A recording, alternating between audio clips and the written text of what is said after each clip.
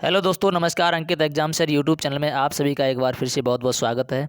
आज मैं आप सभी लोगों के लिए टॉप 20 क्वेश्चन एसएससी जीडी के लिए लेकर के आया हूं। ये वो प्रश्न है जो पिछली बार बार बार हर शिफ्ट में ये रिपीट हुए हैं। तो 20 प्रश्न होने वाले हैं आपके, 20 टॉपिक से। करंट अफेयर्स भी इसमें प्लस है। और मैं आपको ये चीज़ और बता दूँ कि जो बार बार रिपीट पिछली बार ये एग्ज़ाम में हुए हैं, तो आगे भी ये रिपीट होते रहेंगे। कुछ सेट पैटर्न के ऐसे प्रश्न होते हैं जो हर एक एग्ज़ाम के लिए और हर एक एग्ज़ाम में बार बार रिपीट होते रहते हैं। तो ये रिपीटेड प्रश्न आप एक बार एग्ज़ाम से पहले ज़रूर देख करके जाएं। एक एक प्रश्न आपके लिए महत्वपूर्ण है, स्किप बिल्कुल ना करें, कंप्लीट वीडियो देखें। चलिए स्टार्ट करते हैं। क्वेश्चन नंबर 1 है आपका, भारत के नियंत्रक एवं महालेखा परीक्षक किसके द्वारा नियुक्त किया जाता है? तो इनमें से आपका राइट आंसर हो जाएगा, तो इसमें आपका राइट आंसर है नियंत्रक महालेखा परीक्षक की नियुक्ति कौन करता है? तो इसमें आपका राष्ट्रपति नियुक्ति करता है। मोस्ट आईएमपी प्रश्न है, आप इसको नोट डाउन कर लीजिए यदि आपको नहीं पता है, क्योंकि ये प्रश्न बार बार रिपीट होते रहते हैं। नेक्स्ट प्रश्न है आपका, राज्य के गवर्नर की नियुक्ति किसके द्वारा की जाती है?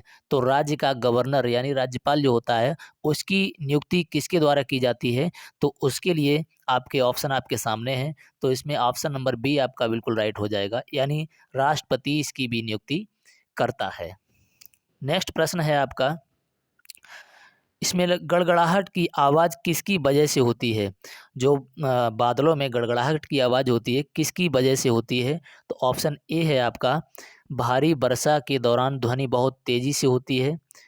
ऑप्शन बी है आपका, ध्वनि के बादलों और भूमि जैसी कई परावर्तन सतहों से क्रमित परावर्तन। और सी है बादल से गुजरने वाली, ये मतलब ये आपके ऑप्शन सामने आपके दिख रहे हैं। तो इसमें आपका आंसर राइट हो जाएगा ऑप्शन नंबर बी, यानी ध्वनि के बादलों से भूमि जैसी कई परावर्तन सतहों के क्रमित परावर्तन के कारण। ठीक है, समझ गए होंगे। तो ये क्या था, क्वेश्चन था गड़गड़ाहट की आवाज़ क्यों होती है? तो इसके लिए आपका ऑप्शन नंबर बी राइट हो जाएगा।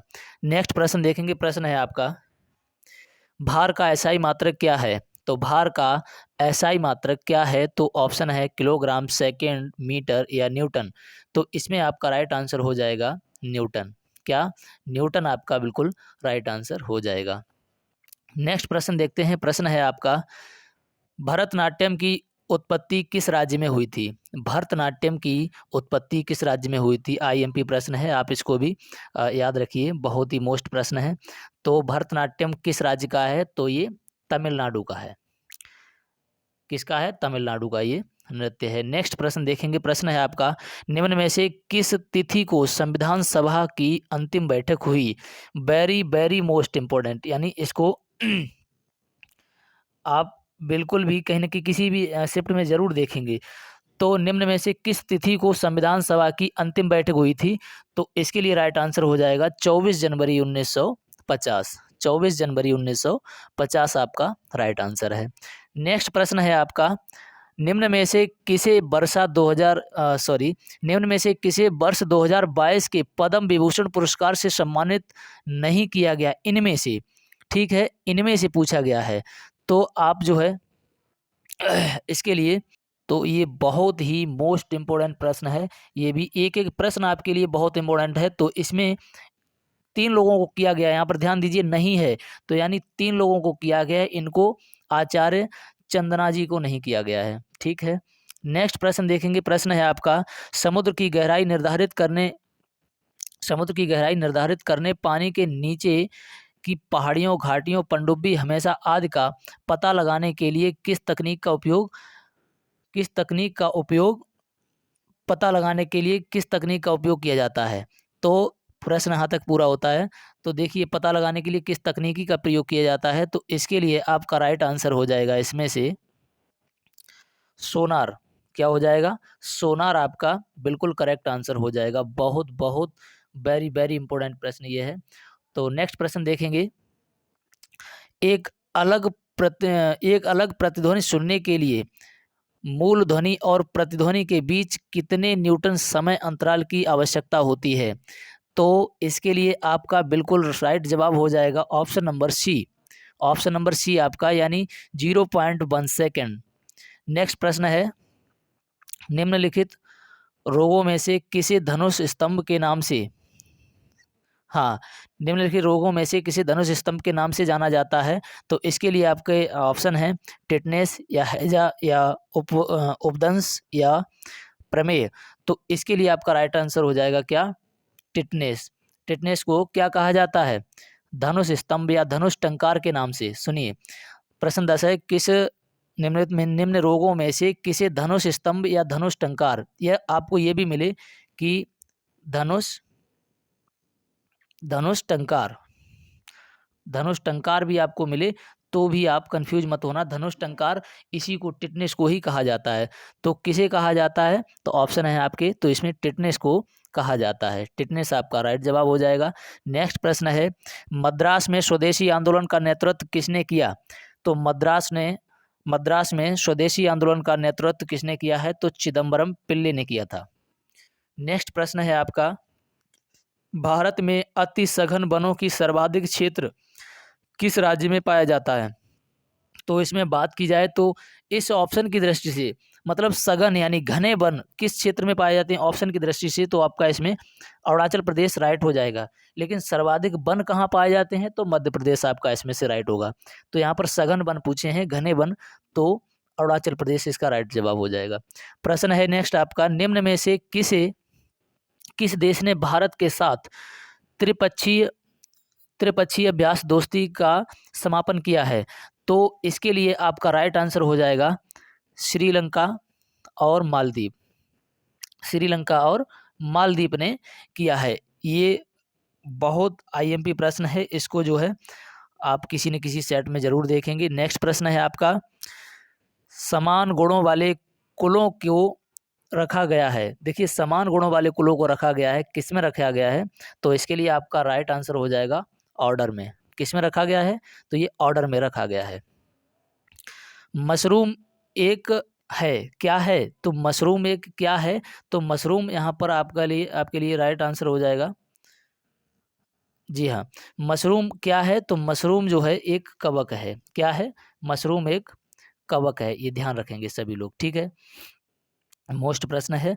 और नेक्स्ट प्रश्न है आपका, निम्नलिखित में से कौन सा यौगिक गुर्दे की पथरी का निर्माण करने वाला सर्वाधिक सामान्य यौगिक है?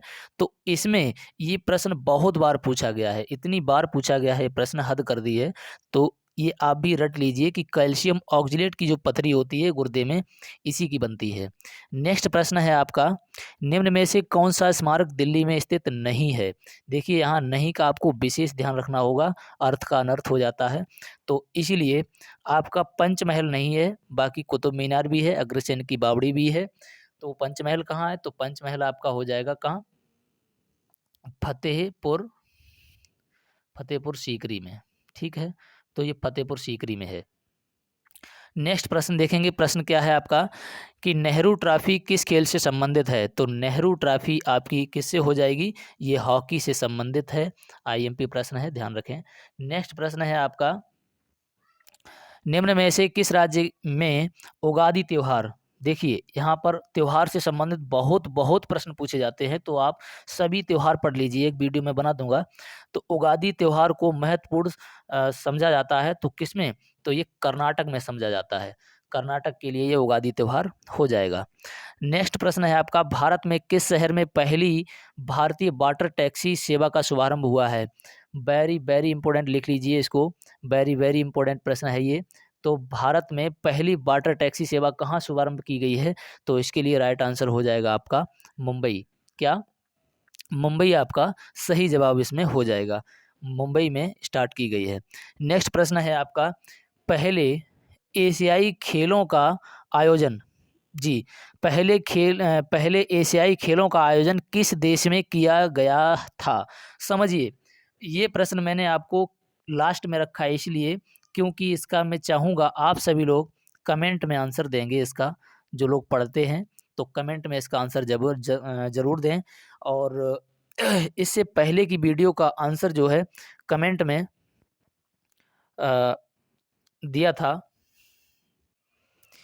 अ, अनीता गंगवार, गीता और इसके बाद में ओम शरण। कई लोगों ने इसका आंसर मुझे ध्यान नहीं आ रहा है, कई लोगों ने, मैं नेक्स्ट वीडियो में बताऊँगा, लिस्ट एक बना लिया करेंगे। तो कई लोग जो है कमेंट में इसका आंसर, जो कमेंट के लिए छोड़ता हूँ जो आंसर, उसका देते हैं।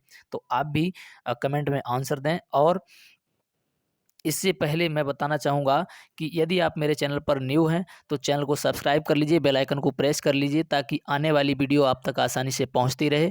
और इसी प्रकार जीडी में या किसी भी एग्ज़ाम के लिए बेहतर जीएस जीके का स्कोर करने के लिए चैनल को सब्सक्राइब करें। Math, reasoning, Hindi, GS GK सभी इस प्रकार से न्यू पैटर्न के आधार पर इसी चैनल पर करवाई जा रही है।